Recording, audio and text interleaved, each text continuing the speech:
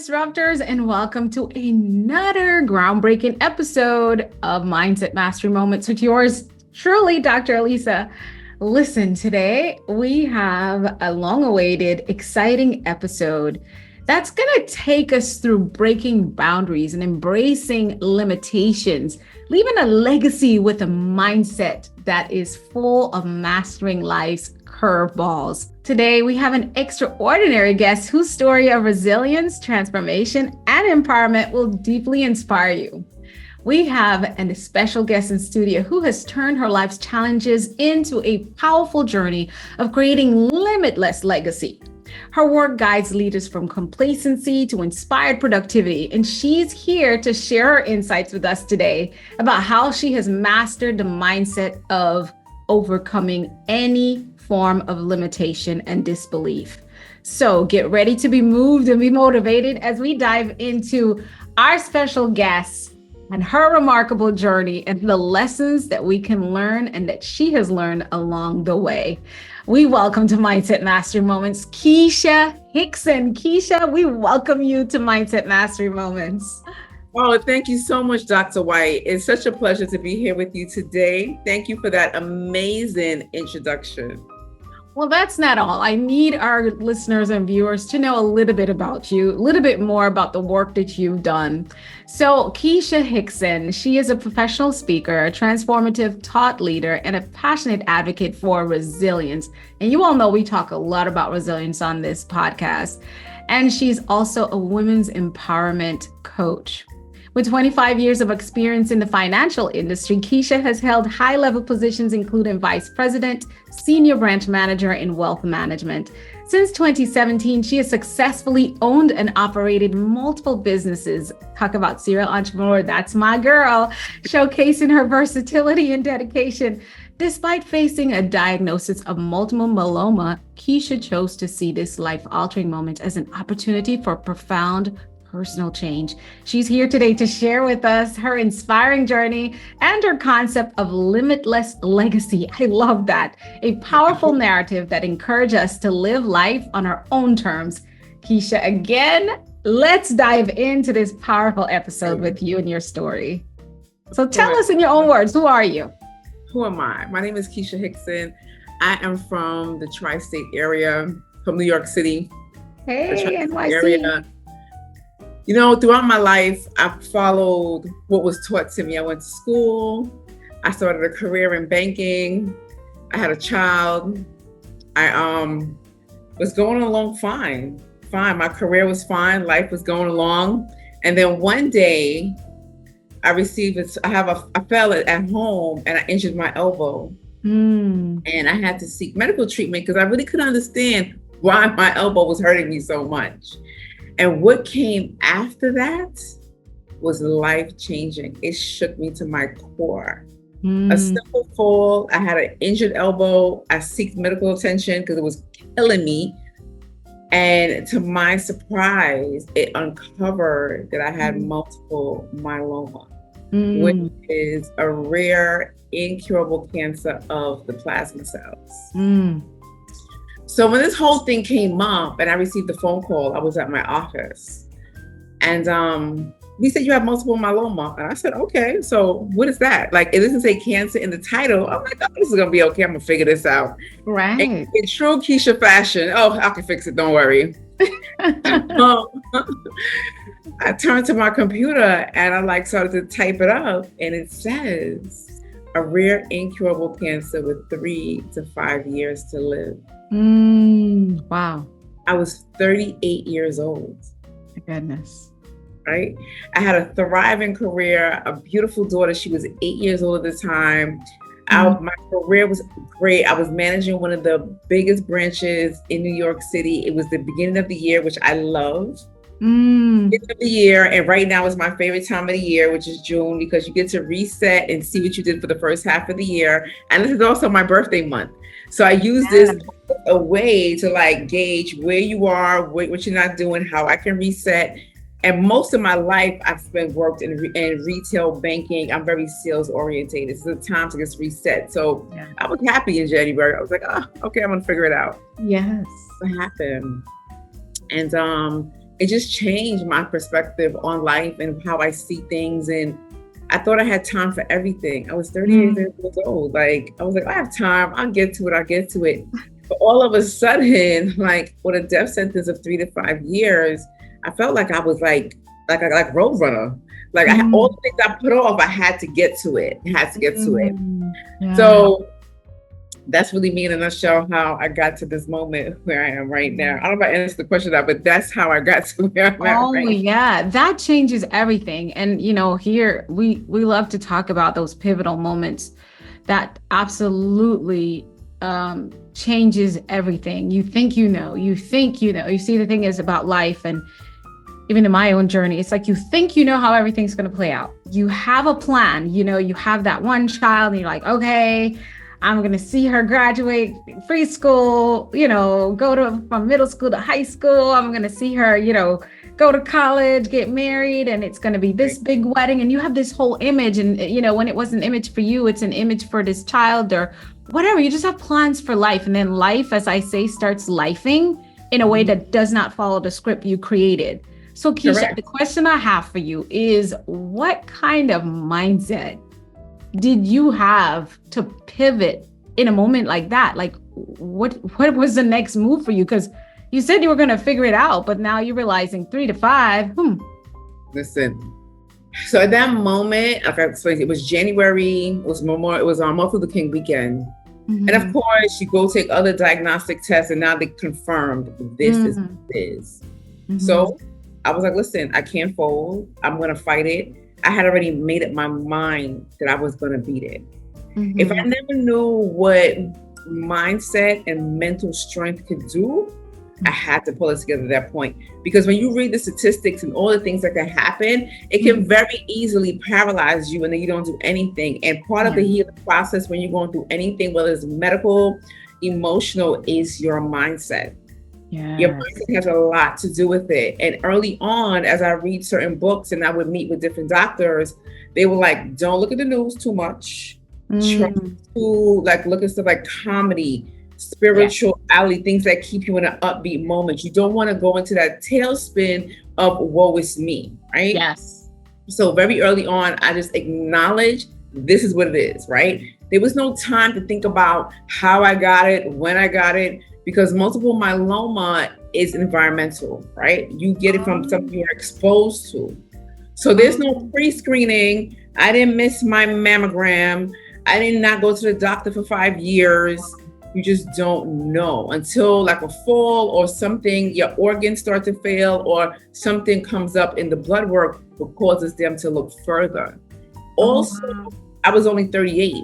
Most multiple myeloma patients are in their 60s and they're Black males. Oh. So for the most part, for my entire life, I was pretty healthy. I had a normal pregnancy. I go to the doctor twice a year. Of course, I could lose a few pounds here and there, whatever. But for the most part, for my entire adult life, I was extremely healthy. I was not even hospitalized. Even when I had my daughter, I was only in the hospital for a day.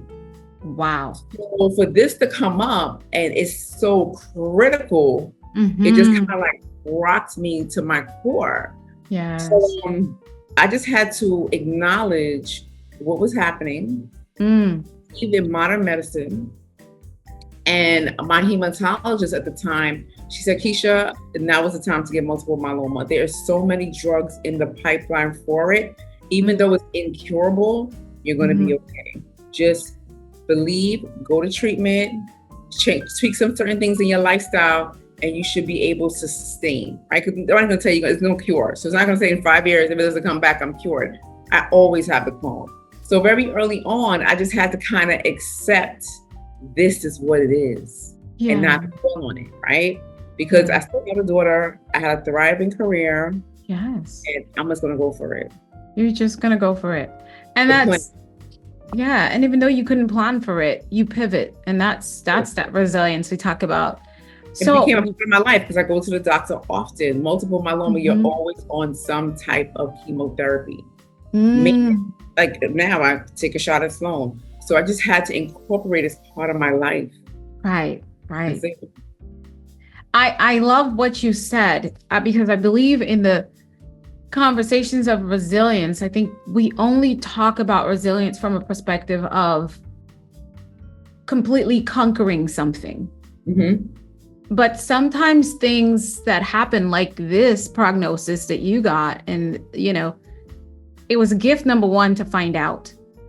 And then number two, the big thing you said that we say some things are taught, some things are caught, that I hope the audience heard is, I learned how to include it as part of the journey.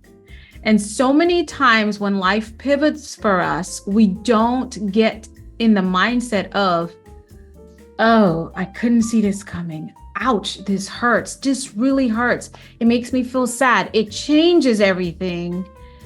Where am I now? Where am I going to go? But I can't get rid of it. It's here. So how do I include it and still keep going with the vision? The vision is not different. It just changes how I get there now, right? Is that what I'm hearing you say? No, absolutely. So this was one situation where it's like, if I come from the sales world, if I made my quarterly goal, I can breathe. This situation for me has taught me the true meaning of resilience, right? One foot in front of the other, constants.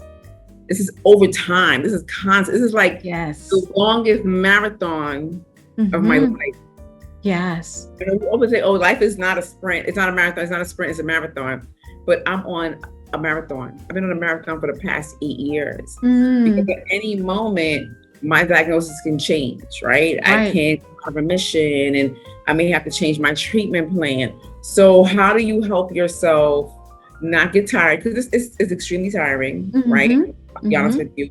And anything that we want to do, even outside of my cancer diagnosis, even if you start a business, or you want to learn a second language, or you want to finish your PhD program, there's always resilience, because there's always roadblocks in the way, detours. Like part of my framework, which I call Dare to Change. Oh, I can't wait for us to delve in. Talk about your own personal GPS, right? Ooh. So think about when you use the GPS in the car and you put the address, it will tell you roadblock ahead, police activity. You have to get off I-95, right? Unfortunately, in life, you don't know of the roadblock until you hit the roadblock. That's right.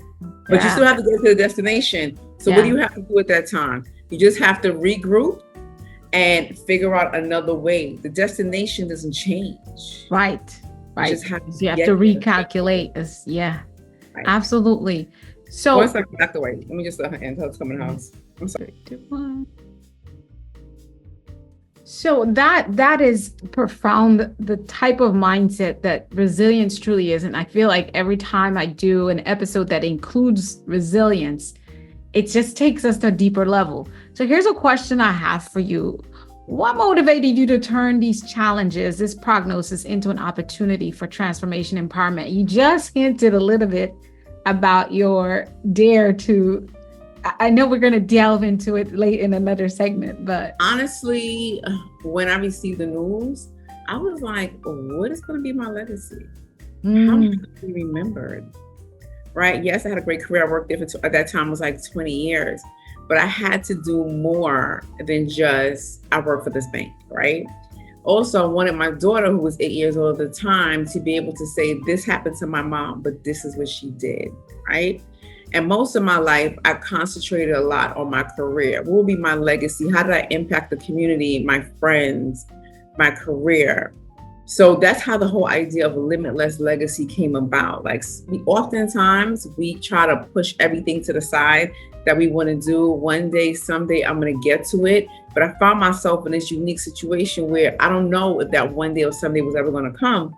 So I was like, you know what? I'm just going to do it. And I felt like I was on a treadmill. I feel like I was like on an IV drip of adrenaline. Wow. Because also managing my situation, knowing what could possibly happen down the road, I felt like I had to get it done. Yeah. So like the first business, I decided to open to start it in October, and I opened in December. Right? So it was just kind of like, girl, just go for it. What you waiting for? What you got to lose? What do you have to lose? Nothing. What do you have to lose? Wow. What do you have to lose? My Nothing. goodness. So with the financial industry, because you said so much and I love that you backed it up so well, is you kind of put, and I just love when we do that as humans, you drew on your strength and the expertise you had in the finance industry. How did that prepare you for what you were going to go through in your personal journey here? At the time, I didn't know it. So you got to think, I started working for the bank in 1997. Wow. I witnessed so many challenges in my professional career in the financial industry, from the collapse of the housing market to 9/11 impacted the financial industry. And I could probably cite a million other instances that it was challenge. Yeah. But one thing for sure, I've learned from my career at the bank, don't matter what's happening, we got to get to the finish line. They don't give up. Yeah. We have to get to the finish line. When things happen, we have to regroup, seek out new resources, find new talent to help us, and execute. Because there's no, this happened. Can I get the pass? Yeah. It is none of that.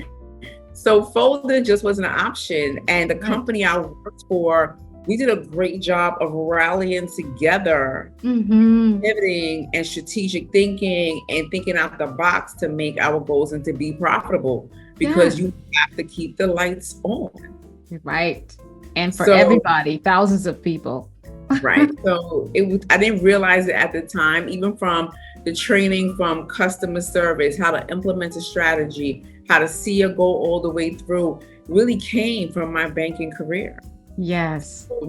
It prepared me for so much, because prior to me being diagnosed, there was other things that happened in my life, you've had the application. Yeah. Right. I used the application, but that wasn't the one, right? Right. Things happened. I was like, I can figure that out. I'll just keep trucking on. But this was the pivotal moment in my life that was like, I have to do something. I have to change. I can't continue living my life the same way. And it wasn't bad, right? I just think we all seek comfort and then we get comfortable and we just go on pause. It's like we will say it all the time. I just want to be comfortable. Out of control, out of cruise. So I'm right here. I'm not even going to move. I'm not even going 2 inches to the left or 2 to the right, because I just want to be comfortable right here. Yes. And that's where I was. But this situation made me extremely uncomfortable. So what do I do now? So pivot. So that's how my professional career really helps me in many facets of my life, right? Right. And I think the one thing is, minute as it is, thinking now. So I worked in retail banking, which was the branches that you go into to make your deposits. Right. No matter what happens, at 9:00, I have to open the doors. As a branch manager, I have to open the doors. Yeah. If 2 people show up or 1 person, you have to open the doors. You got to show up, right? I got to show up, open the doors 9:00, and during the time, I have to figure out how to keep the day going. And that's something that lifted me. No matter what happened, I had to open. Yeah. And service customers and be productive and make the day's goals, no matter what. So some of those things I have implemented in my own life. And when I do my speaking engagements and my workshop facilitations, I use a lot of those moments when things happen to me during my career that I had to open. You gotta show up. Even if you gotta go in the bathroom and cry for a good 5 minutes, you gotta. When you come back out, you're public facing. That's it right there. And the thing that you're saying is just you said it, and a lot of us don't realize that the things that we sometimes resent in any parts of our journey is preparing us for the next part of our journey. Correct. And we would save ourselves so much stress if we're just like, this is what I do. I ask myself, how can I, and what am I supposed to learn? And I usually say, okay, God, what am I supposed to learn here with all this mess? Because I need my promotion, so I want to learn this lesson so I could take the knowledge to the next level. I surrender, right? And so I hope that we are catching that. I know for me, that resonates with me so powerful. I have to open. And as an entrepreneur, and you are too, what I've learned is the discipline from working in the corporate world of I have to open. I never said it that way, of course, but I always look at the fact that I get up and I went to work no matter what. Like, unless I could not stop throwing up, or I had fever, or I had something contagious, I went to work. I didn't have to. Some days I had staff, but I had to open. Mm-hmm. So listen, I think that, we're in the age of everybody wants to be an entrepreneur, right? Even college kids, they don't want to go to college now. They just want to go straight to open up a business, which is fine. They're 15 and they want to open. Right. But there's things that you learn along the way, like even going to college and finishing that degree, is discipline. Yes. It teaches you discipline unconsciously without even realizing it, right? Right. Going to work for a corporation, whether it be for 3 years or 4 years, gives you some type of structure and some type of intel on how you can run your own business. I absolutely Because that company has a team of 30,000. Yes. And when you're an entrepreneur, you may have a team of 2 when you start. Yourself. Right. And you are two of you. And you're responsible for doing everything. But when you work in a corporate environment, you don't realize how many people attribute to that bottom line. That's right. That's right. So you gotta open no matter what. You gotta open. And so what we do, we don't, when it comes to doing it, and I say it might not be entrepreneurship. It might just be a weight loss goal. It might be you finishing your degree or whatever. But the principle applies. One of my friends, Dr. Kareem, he says, you show up every day for work. Are you showing up in your life that way? Are you giving it 100%? So who else but Keisha Hickson to tell us about Limitless Legacy? We'll be right back after a word from our sponsors. We are back with transformational empowerment coach, speaker, author. She's just a phenomenal human teaching us about resilience, but she's created a concept that's called Limitless Legacy. So Keisha, tell us what that means, because I couldn't wait for this part. So the concept of a limitless legacy is, think about the impact that you want to leave, right? God forbid you pass away prematurely.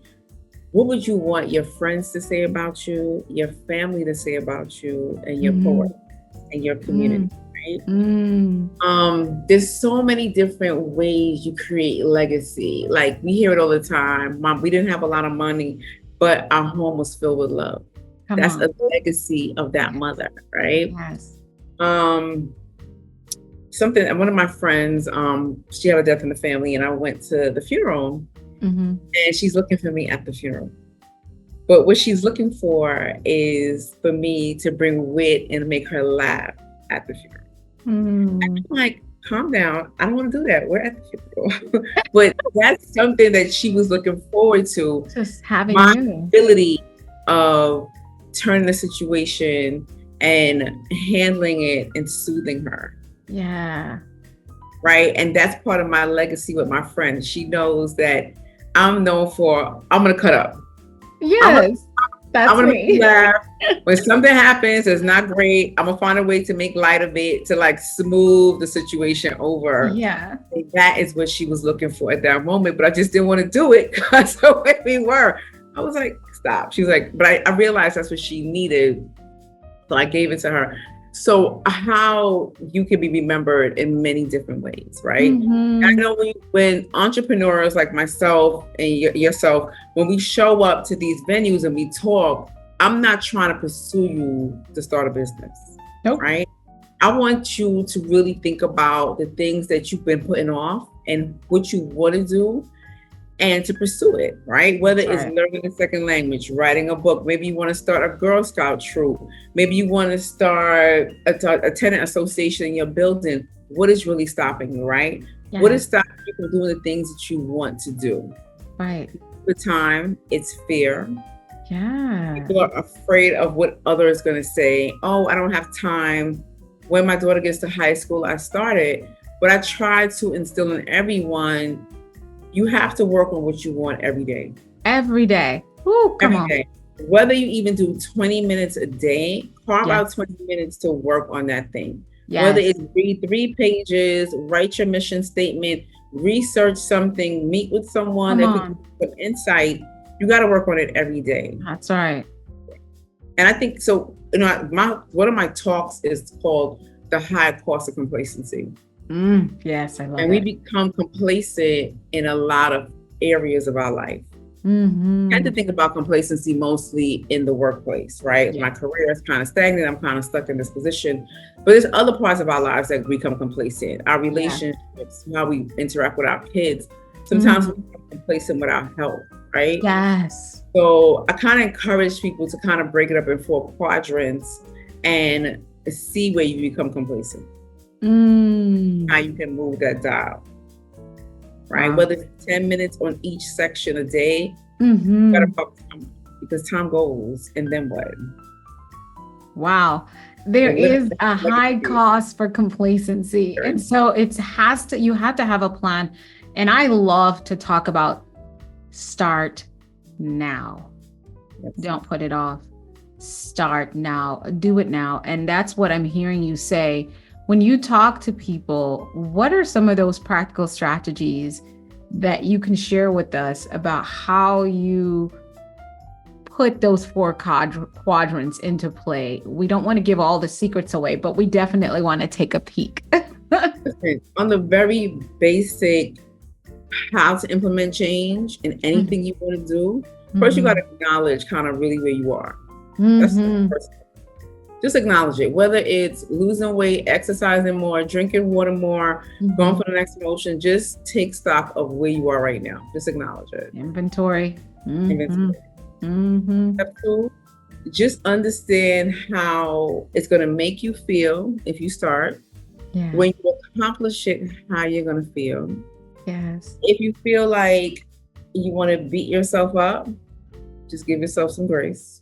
Forgive yourself. Write down all the excuses, and also give yourself permission just to make the change, right? And you got to just understand your why and keep that as your North Star. What's your why? What's your why, right? I really encourage people to do things that resonates with them and not for others. But I know sometimes we do things to make a better life for our children, for our homes, whatever that why is. Write it down, figure it out. Yeah. Figure it out. And design your roadmap. But be realistic about the roadmap, okay? If you know you only have 20 minutes a day to do it, schedule it at a time where you're going to be uninterrupted, right? Take into account, well, I have to drive the kid to school, I have to cook dinner. And at some point, when I was going to college, when I wanted to finish while I was working, I had to cut out TV time. Like, come on, gotta give some stuff up. You gotta give something up. Everything in life is a sacrifice. Nothing is for free. You gotta carve out the time and just execute it and hold yourself accountable. It's great to have accountability partners. It's great to feed off of other people's energy. You come together. What are you doing? I'm doing this. But I'm here to tell you, life goes on for everybody. Come on now. Their circumstance change and you don't have the accountability partner. Now what? Now what, right? So you got to find a way to keep yourself motivated and to hold yourself accountable. Yeah. And that's what it's about. Like self-empowerment. Like outside of self-empowerment, self-accountability, understanding yourself is the most important thing, right? Yes, we love to hear what people think about us. Oh, that's great. But you got to be able to look yourself in the mirror. Come on. You got to look yourself in the mirror. Come on. So I say, who are you and what are you thinking about when you put your head down at night and those last thoughts? How do you feel about yourself? How you taking care of yourself and being responsible for your goals and your vision and your dream? Because we all have one. I don't care where you are. Everybody, I think even crackheads have a moment of fantasizing that, one day I want to use. It has a vision, but how to get there is the issue, like the roadmap, the resources, the willpower, small changes they can implement in their own life. Yes. To say, I'm making strides to become less dependent on this drug. Come on. Maybe instead of smoking 10 cigarettes, you try to smoke 8 today. That's right. Give little steps every day where you can see your progress and be proud of yourself. You will realize that 1 week turns into 2 weeks to 3 weeks to 4 weeks. Come on. It does. And like you said, the increments of extending the depth and the amount of time even that you spend on what it is you want. It's not about just, I tell people, be gentle with yourself. Like, you can't look at me and say, okay, you fast 16 hours, 2 times a week, 18 hours, 2 times a week, and then you do a 23-hour fast. You don't understand. There was a time I couldn't fast at all, and I was only able to fast when I lay down at night and wake up in the morning. Not like the discipline was 7, don't even snack, just drink water or ice chips. Just go to sleep. Turn myself on my stomach. You don't understand that this has been years coming, right? So you can't wake up today and say, oh, you're seeing all this change in your health, in your body, because of you doing this system. I'm like, but that's not where I started. So when you ask questions, don't compare and ask the right questions, because quality of the question determines the result you're going to get or the answer you're going to get. So it's like, okay, where do I start? I'm like, no, just, here's where I started. I did ice chips when I was up studying at night and drinking water. And that was hard. But I also cleaned out my cabinets. I didn't buy any snacks, and no one was allowed to build snacks while I was trying to develop the habit. And then after that, snacks was fine, because I can't tell people what to do. I had to develop the habit of not seeing it and being okay with not taking it in. Self-control. Yeah. So I'm like, that's hard enough. The goal is to do 23 and 48 and 72 hours of fasting a couple times a year, or whatever you want to do, but you can't start there. And so that's a simple example of every other thing that you've said to us. And I'm pretty sure that's why you have the results you have, because you figured out what works for you as well. That's the next thing. Which you're absolutely right. So, last Labor Day, I was like, I have to start exercising more consistently. I don't care what's happening. So I didn't go out last Labor Day. Being from the New York area, Labor Day is the end of summer, the last Yes, I have to get one of those in. But I decided to clean my cabinets out, and I just came out at 5 o'clock in the morning. And I kept that up from September to now. I realized that's my time when I can work out in the morning, because no one has called me yet. Right. It was myself and my own thoughts. Yes. Stairmaster. I remember when I couldn't do 20 minutes on the Stairmaster, I could do over an hour on the Stairmaster. So those little things that you gotta take the time to look back to see where you started, to kind of fuel you to move forward in everything. And it takes time. I'm very successful in most areas of my life, but there are things that I want to change, right? I want to dare to change. If I'm going to talk about it, I got to be about it. Right. Also, one good thing also that I thought about when I was driving this morning is I may not have seen the result that I really wanted. Come on. Right? But there are other benefits of being consistent. Come on. Yes. And if we talk about your fasting journey or my workout journey, my endurance, my strength, how I feel when I wake up in the morning, there are other wins other than the aesthetic win that we're all looking for, right? That's right. So many wins along the way. And part of my program, when we sit down and work on your roadmap, we leave spaces to talk about big and small wins. Pivotal moments, milestones, so you don't forget. Because a person like me who has 55 things going on at one time, you tend to forget, oh, I already did that last week. And truly, I say stop and celebrate the small wins. Yeah. So I started at the end of every day, I write down the things that happened. Yes. Because by tomorrow, I don't remember. And sometimes I feel defeated at the end of the week. Because you had this big vision for that, but you don't realize you won 5 other battles that you didn't even see coming. Okay. So I try to train myself to kind of write those things down, whether it's in my phone or on a notepad, because you have to celebrate yourself. You got to think about all the small things. All the times you went to the gym when you didn't want to, or you know Come what, I on. really want to fast, I want to go out to eat, but you did it. So little tidbits. Yes, that's it. And I was going to ask you, you kind of touched on it, but so before we go to our next segment, if you don't mind giving us some practical strategies for us nurturing that resilience and empowerment in our everyday life. Well, we kind of went over it a little bit with the things I gotta realign myself, right? I think that we all sometimes gotta realign the goal and the why, because life is happening every day. How do you realign yourself? Right. Another thing is, as entrepreneurs and people who have big dreams, we have 10 things that we want to accomplish. Yeah. But I think we got to break it down and maybe work on 2 things at a time. Come on now. Because you become overwhelmed and something falls through the cracks. Think about what's important to you right now, or something you could do short term, something that takes you like 4 weeks to accomplish. So you get that win, you get that momentum going. We're like, all right, I did this. It could be something as simple as cleaning out the garage. It could be something as simple as installing a closet system. Do something that's going to give you a win. Yeah. And it will give you that power to know the next task, you can handle it. Yes. I think sometimes we go for the gusto too fast. Yes. And then when it doesn't happen in the time frame that we like, or we realize we need more resources, we become defeated. And then back to that, our favorite place, the comfort zone. Yep. Right? Nothing grows there. Nothing grows there. Nothing grows there. Oh, I love it. We'll be right back after a word from our sponsors to play Flip the Script with Keisha Hickson.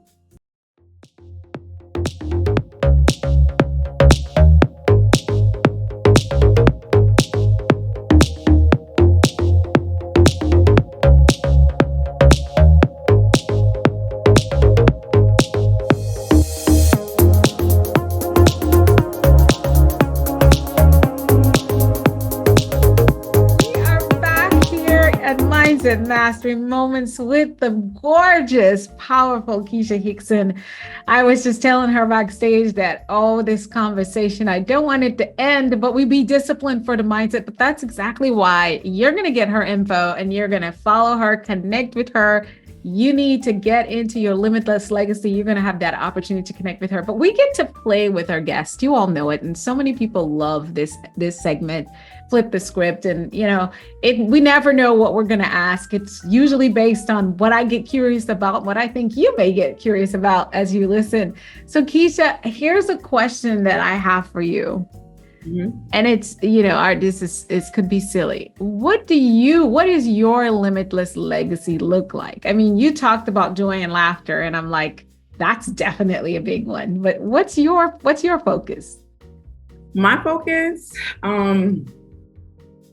definitely is successful in all my business ventures, right? Yeah.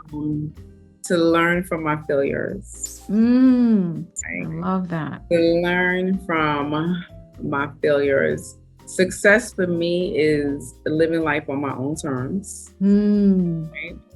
Building the life that I want to live on my own terms. Yes. Also, being able to inspire others to start that thing, do the thing, dare to change, use my story as this could possibly happen to me. Am I really living the life that I want to live? Especially for women, because I feel like women, sometimes we tend to put our dreams on the back burner, right? We got to raise our kids, we got to go to work, we got to do this.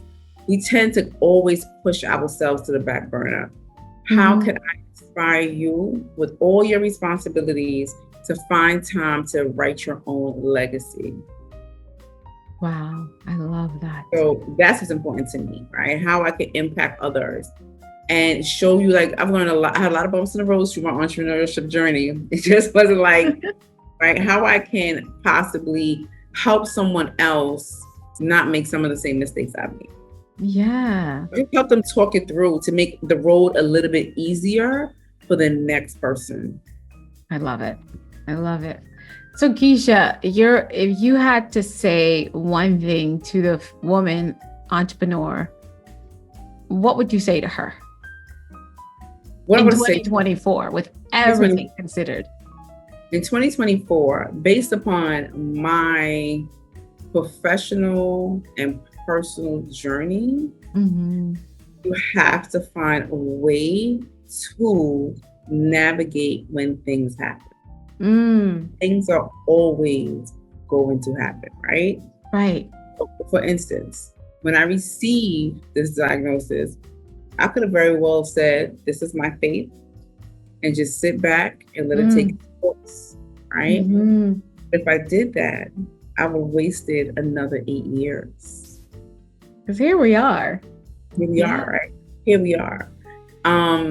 There's medical advancements.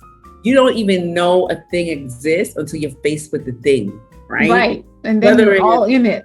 Right. Whether it's a cancer diagnosis, anything, you don't realize the work that's in the background that's going to work in your favor. Like, I didn't know about 6 drugs would be approved in over this 8-year span. Wow. So had I just like, all right, this is what it is, and just sit here and just wait for time to pass. Here's 8 years later and I'm thriving. All the things I've accomplished over the past 8 years, I probably wouldn't have. Exactly. Right? Because I would have felt like, well, this is it. I'm going to give up right here.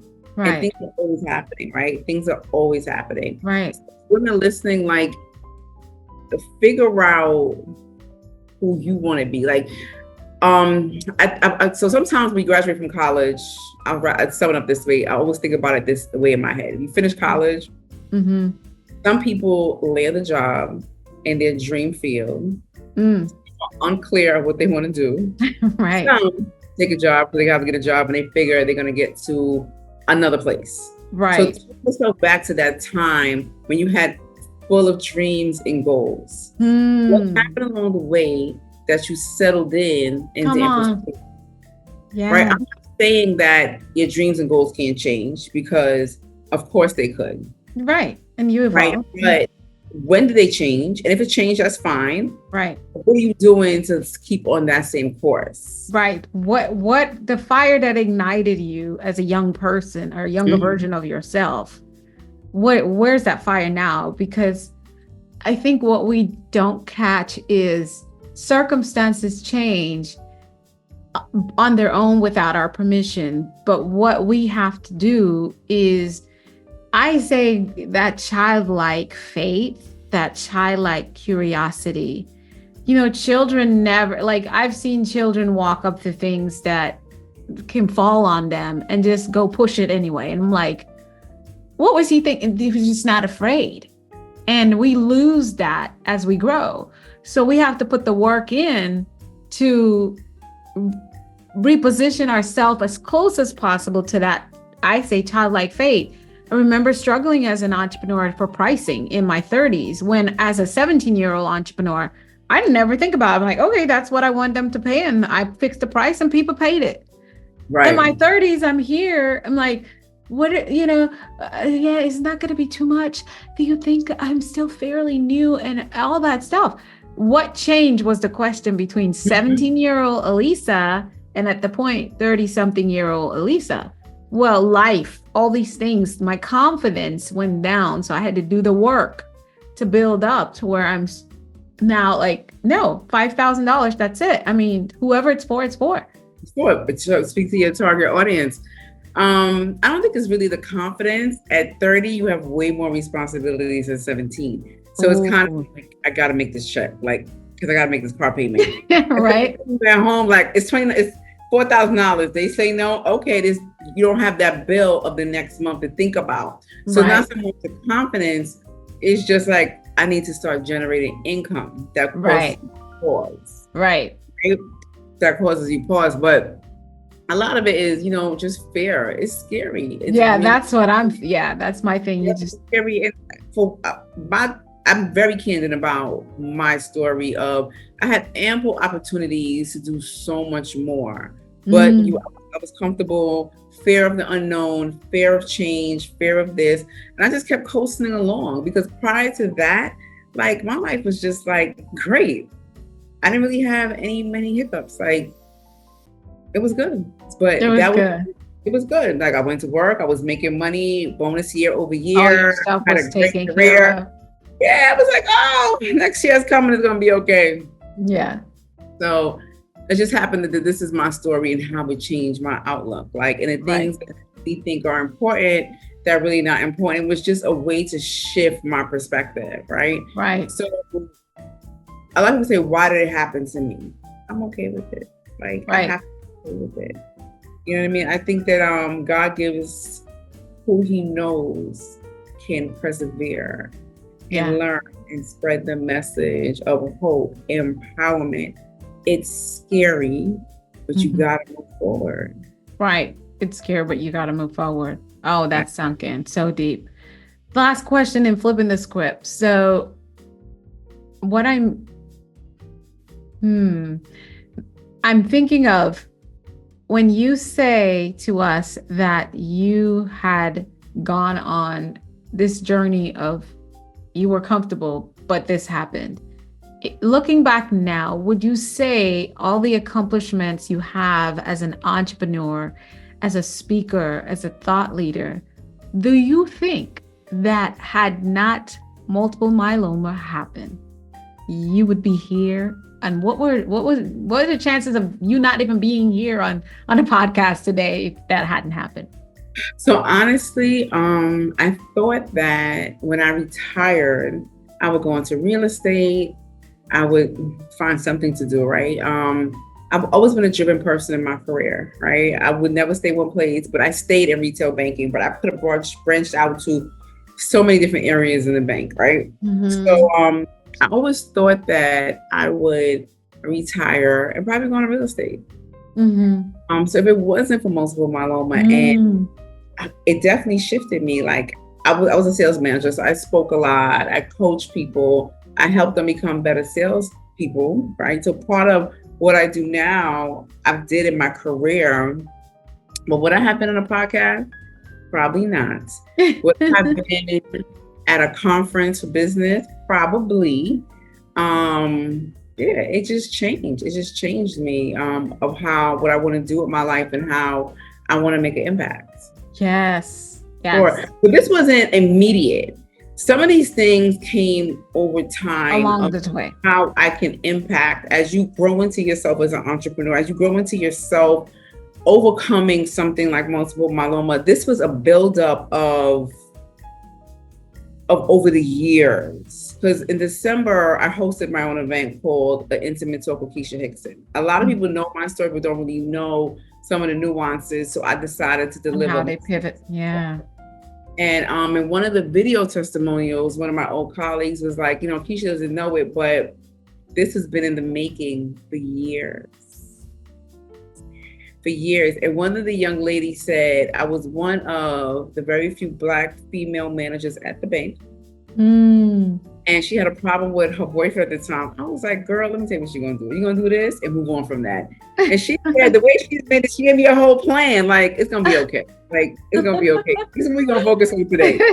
And she said that in the video testimonial. So you talk about how you impact people and, and how you can be remembered. That's a memory that she shared about me that most people don't know. No, right. I gave her that type of advice.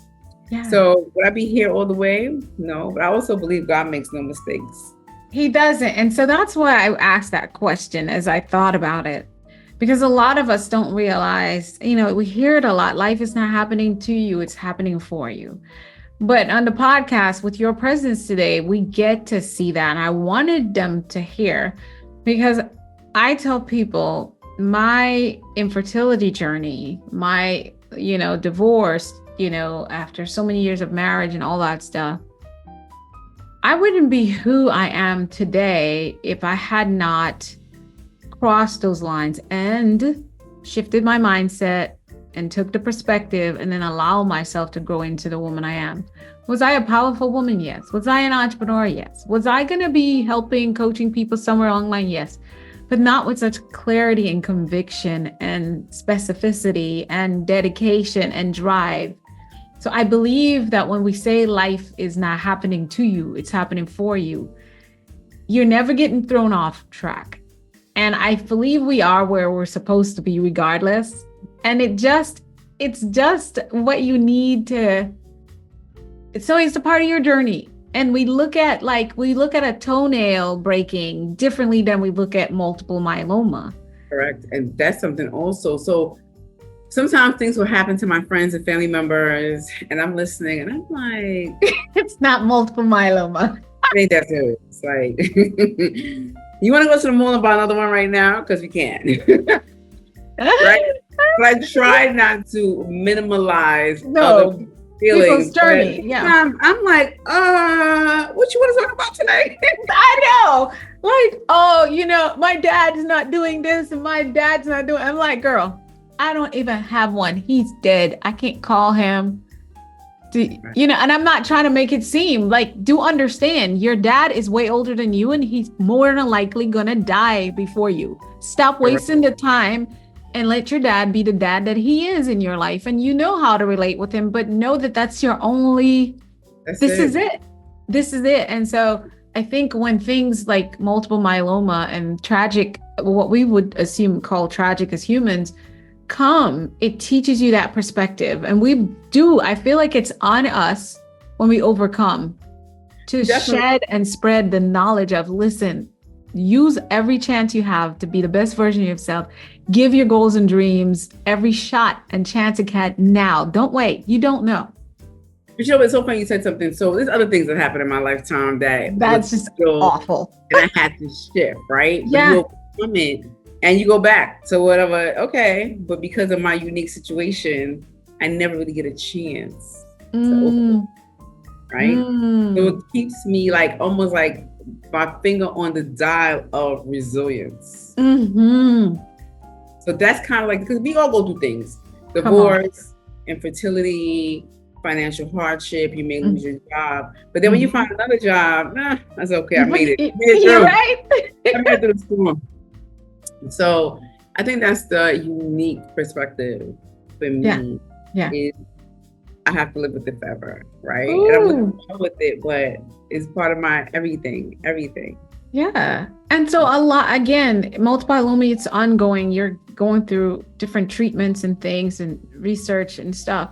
But I hope that we can see the similarity in our own journeys. It's like, you might not have a diagnosis, but you've had a heartbreak. Yeah. You've had, a miscarriage. You've lost a loved one. That's now just part of your life. Right. And listen, sometimes it's easier said than done to tell people. It is. Oh my God. It'll move past it, right? Yeah. Especially for my age category. When we talk about infertility, a lot of my friends didn't have children, right? And now that we're 40 something, the likelihood is kind of slim, right? It's over. I hang the gloves up. So, everybody's unique situation is important to them. Yeah. And we're just kind of acknowledging where you are. And that's right. There's options, but you got to be willing to take those options. Yeah.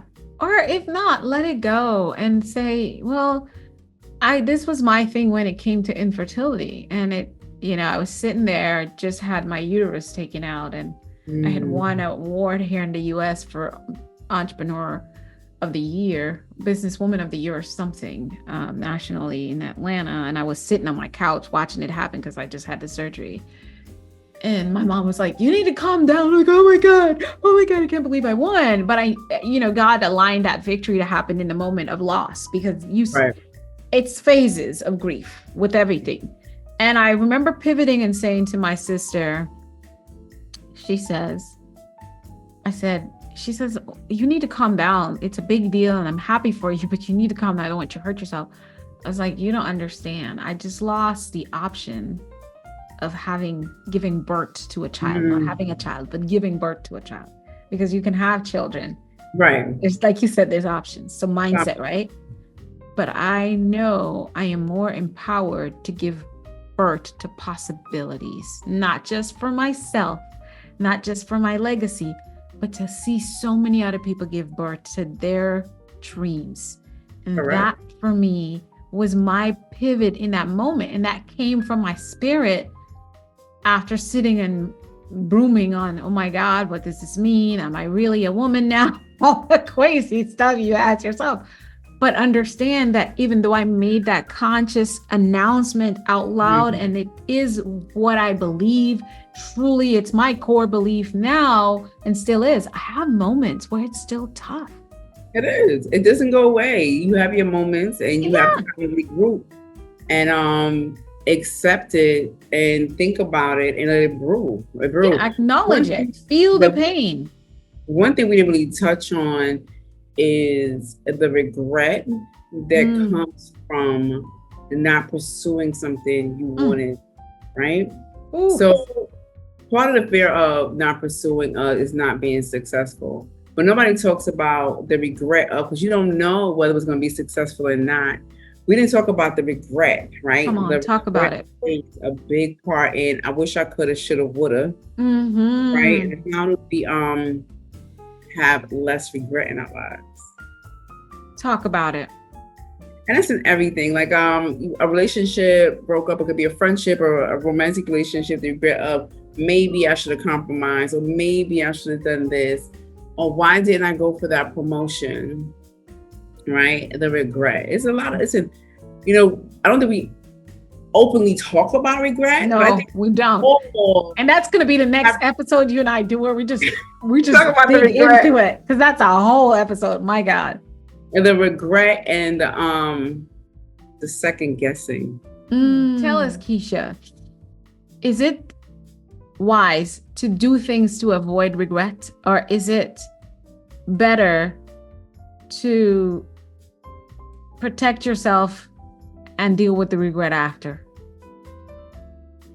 So that's kind of hard to answer. What I would say is this. Whatever it is, I think that you have to understand the risk involved. Come on, risk and rewards. You're speaking my language. Weigh the option. I've weighed out the risk versus the reward, right?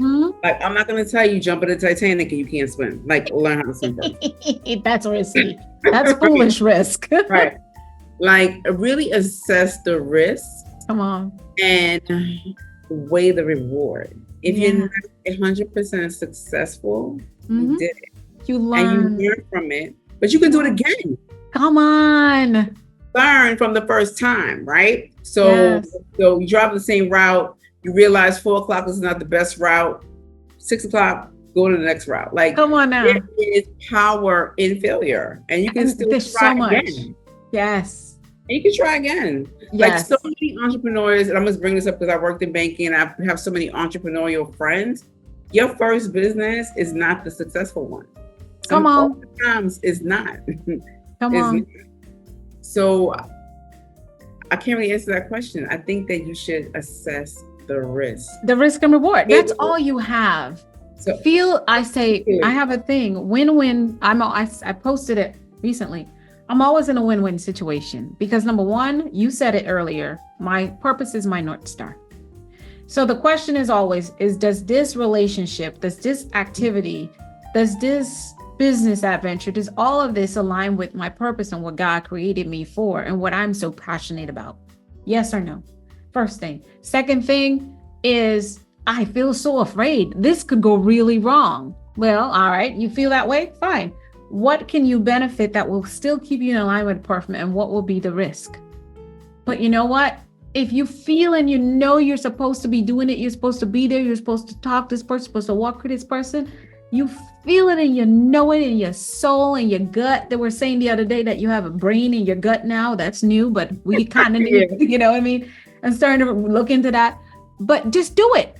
And the win-win comes from, because you had conviction, you had enough assessment, like you said, in the reward, that you felt and knew you were supposed to do it. And it's a win-win situation, because when you don't get out the results you want, you learn and you do it again. This is how they created the light bulb. And I usually say they because there's argument about who did it. Right. And I don't want to be naming names and have history be on the wrong side of history. But when the light bulb was being created, we're told that it was like, oh, I now know this didn't work. Oh, I now know this doesn't work. No, I know, but it never stopped going after getting a light bulb.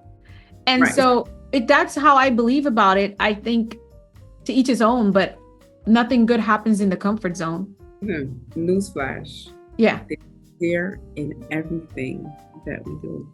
Come on. Fear does not go away. Never. Every time I have to take the stage, I'm fearful. That's right. Every time I tape a podcast episode with a new host, there's a little bit of fear in me. Yeah. Because you want to be impactful and make sure you say all the right things, how you look, how you do this. Every time I have a new idea, there's some fear. Yeah. But fear is a normal emotion. It is. But if you plan and you prepare yourself, you will overcome your fear. And what happens on the other side once you go through the process of doing what you were fearing? I did it. And I could do it again. And even though I'm nervous the next time again, but I did it. But you know how this ends. You kind of get in the habit of knowing this is what we do. I feel that thing in my stomach and this ends. And so I tell people when you're doing even, let's just say romantic relationships, if you and this person has committed to it, why are you playing around? Go all in. I'm not telling you to jump in and get married. That's not what Dr. Whyte is saying. Right. But as time goes by and you get to know that person, show more and you guys reciprocate. And it goes for all your relationships. What are you doing? A whole other episode we can talk about. Girl, we got 10 episodes already. We need our own segment for Mindset Mastery. Right. I just think that you got to let go a little bit. And some of us, part of it is the struggle of the power that's a whole other girl. Let's talk about August. Yeah, because listen, my thing is, I face it the way I face life now. To answer that question, I'm going to be honest and be candid. Okay. I live my life to have no regrets in this season. And doesn't mean I don't find that I end up doing, but I've always kind of lived, you talk about living life on your own terms. And for me, that's what living life on my own terms mean. Yeah. And I'm going to add, that's the last question I have for you in this segment, because we made it extended when we're almost done. But living life on my own terms is no regrets. So if I'm going to go after getting pink toenails permanently stuck on my finger, on my toes, I'm going. Mm-hmm. I'm going to assess the risk and reward so I can know how to navigate. But I know something might come stop me, but I'm going to keep going. And the only regret I would have is if I never get pink toenails, I'm surrendered. But you know what I won't have is a regret that I didn't try to get the pink toenails I wanted. That's living life on my own terms. Keisha, to close us out on Flip the Script, what's living life on your own terms? Mm-hmm. For me, living life on my own terms is, oftentimes we fall into what society wants us to be or who we should be, how we should act, X, Y, and Z. We all, like, from either cultural background, whatever the case may be. Living life on my own terms right now as someone who almost has a daughter who is going to go off to college, whatever I feel like doing. How can I bring a greater impact? Seriously. How can I bring a greater impact to my community? Yes. Hire a few people along the way and just live, of course, grow my wealth, right? Because we need things to live. I'm not going to say that we do not have a popcorn. We're not. Right. My honest goal is to start living my life out of a suitcase, I call it. Traveling from place to place, meeting different people, speaking on stage, having an impact, learning from other women, from their stories. Because as critical as my situation is, trust me. That's worse. Somebody's story is a bit more critical than mine, right? So how I can learn from other women, other people, and become a better community person. That's the legacy. And because none of this, we're not doing this for free, right? I can brand out, dare to change, limitless legacy. Like how I can just help people, because you need help. Yeah. You think we have it all figured out, but we all need help. LeBron James still has a coach. He still has a life coach. Yes. Mentor. And one thing for us women who are in the entrepreneurial space, we do not do what I call continuing education, right? Come on now. or the financial institution, that was kind of forced on me. Like, how can I make myself better, right? More disciplined, more consistent, because these are the things that make us successful. There's really no magic wand. Come on now. Most people only see the actions and the results, but they don't know the steps to get to the action, the thoughts, the beliefs, the emotions that comes behind trying to the tears, or start something new, or change something about yourself. Your struggles you have at work or at home. You know, a lot of my friends and women I've met, you know, they have challenges with their children, but learning disabilities and things that the outside world doesn't see, that you battle every day. So in April, someone asked me to speak about living with an invisible disability. Like, you're disabled if you didn't know. So, newsflash! I was like, really? As fast as I go, I'm disabled. I was like, oh, you know what? You're right. But in doing the research for that talk, 1 out of 4 adults are living with an invisible disability that they weren't born with. Come on. Right? So how do you navigate when things happen to you and still be productive? Right? Yeah. It's so much out here to learn, to give, to push forward, to live by example for the next person that's watching, that you don't even know who is watching. Who is looking for you to inspire them or give them some encouragement or motivate them. Right. Man, wow. Don't know Dr. Whyte. I love it. Listen, we'll be back with Mindset Bites to Go with Keisha Hickson after a word from our sponsors. All right, disruptors. Oh, we didn't want this episode to end. It's been a blast. I promise you this is not, of course, this is not the last you'll see of Keisha and I, because the energy and synergy is just phenomenal and a gift. She's just phenomenal. So Keisha, this segment, Mindset Bites to Go, is where you get to talk to the listeners and viewers around the world and give them your closing words for today.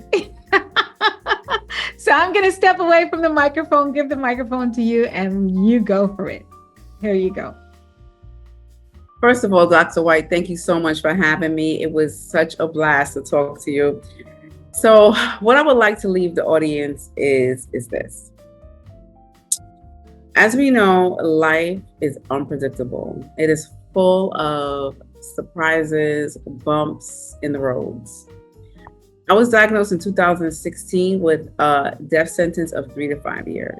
It's been 8 years since I've been diagnosed. If I did not use my cancer diagnosis as a catalyst to change, I would have wasted another 8 years. So I'm going to challenge you. What are you going to do? Are you going to dare to change? Because one thing's for sure, and one thing I know, complacency is the anchor that keeps your dreams from sailing. So if you'd love to connect with me, feel free to email me at hello@KeishaHickson.com, KEISHA, Hickson, HICKSON.com, or follow me on LinkedIn, Keisha Hickson, or on Instagram, The Real Keisha Hickson. I'm available for speaking engagements. Please book a call so we can do a discovery on how I can help you fulfill your goals. I'm going to challenge you. Dare to change. Thank you, Dr. Whyte. Ooh, that's so powerful. Oh my goodness. And so that's dare to change. Dare to change. Do it now. So listen, viewers, I want to let you know that wherever you're listening and watching this episode, Keisha's info is in the description. I encourage you to go follow her on social media. Let her know you heard her here and connect with her. If you're looking for a phenomenal transformational speaker, obviously you have her. But this is not the last time you'll see her anywhere near my platform. I can't wait to go to New York and meet up with her. Have some fun. She wants to live out a suitcase, and so do I. So I mean, talk about try people. We are just so honored again. Thank you, Keisha, for being here. It's been such a phenomenal conversation. And I want to say to you all, remember that everything begins with your thought. You're going to have to pivot. How you think is what you begin to speak. What you begin to speak, what you do and do repeatedly, it becomes habits. And those are results you get is what you become. I'm Dr. Alisa Whyte with my special guest, Keisha Hickson, saying we'll see you later. Bye.